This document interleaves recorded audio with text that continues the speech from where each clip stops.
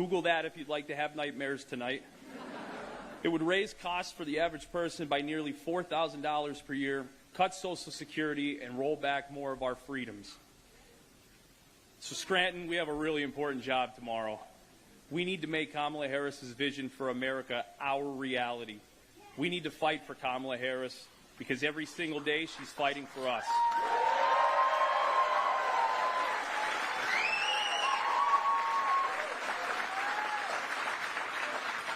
Together, we can turn the page on Trump and his chaos and division. It is now my great honor to introduce our MVP, a champion for Pennsylvania workers. Please join me in welcoming the next President of the United States, Kamala Harris.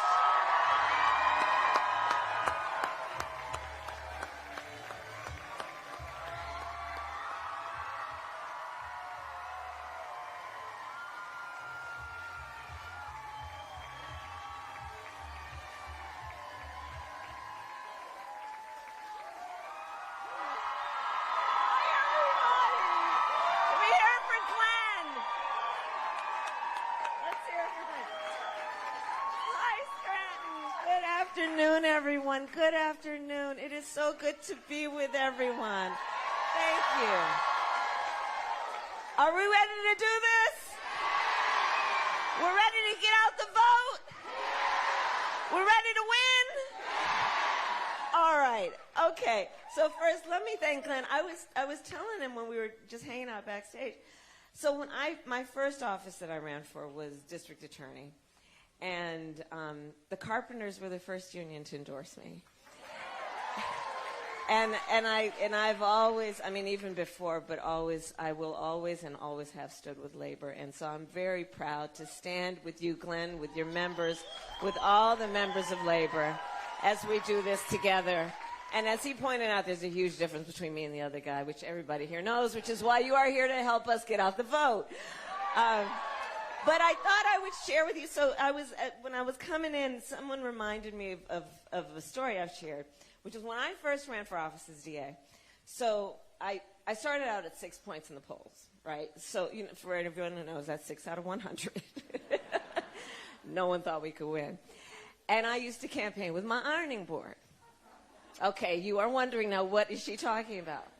So I would grab my ironing board, a roll of duct tape, my posters and my flyers, and I put them all in my car, and I drive to the local grocery stores, and I'd pull out my ironing board and my duct tape and my posters and my flyers, and I'd walk to the front of the grocery store outside, and I'd stand up my ironing board, because you see, an ironing board makes a really great standing desk.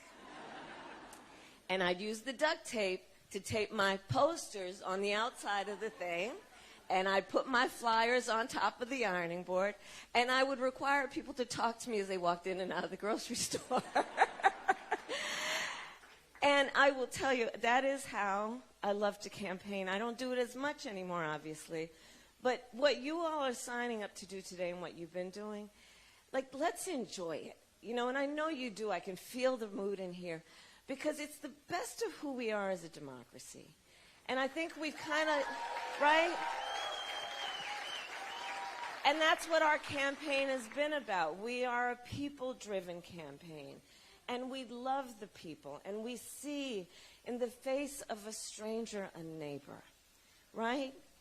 And that's the spirit of what we are doing. And over these last, this whole era of this other guy, what it's done with all that talk that's been about trying to have us point fingers at each other and divide each other, it makes people feel alone. It makes them feel like there's nobody standing with them. And so the way I've always been thinking about our campaign in these next 24 hours is, as we are getting out the vote, as we are canvassing, let's be intentional about building community, about building coalitions, about reminding people we all have so much more in common than what separates us. There is power in that. There is power in that. And there's lasting power in that, right? It's about the win, and it is about more. It is about more. It is about just strengthening our country and reminding each other we are all in this together. We rise and fall together. And that is the strength of who we are and everyone here. That's the strength of Bob Casey. We got to get him back in the United States Senate. That's the strength of Mayor Cognetti and all that she has been doing, right? It's about leadership that is the kind of leadership that we want, right? They are leaders. We are leaders who understand that the measure of our strength is not based on who we beat down. It's based on who we lift up, right? And so that's what we're going to do. And so over these next 24 hours, I know everyone is here, including our youngest leaders. I see you over there. I know you're not ready to vote because you look like you're about 8. But you tell the adults in your life why it's important. They vote, okay? But over these next 24 hours, let's enjoy this moment to knock on a neighbor's door and in their face, even if we've not met them, know that we have a lot that we care about in common and that we are optimistic about the future of our country, that we love our country, and that that's what this fight is about, and about the promise of America, and the promise of America being represented by everybody who's here. So I thank you all for the time that you have taken out of your busy lives. There are a number of things that each one of you could be doing right now, and but you're here, and we're all here together under this one roof as a community of people who care and who are dedicated to the hard work that it requires. You know, I like to say that you know, when you love something, you fight for it. And that's what we're doing. And that's what we're doing. We love our country, and we are fighting for the best of who we are. And I love you. Thank you. I love you. So...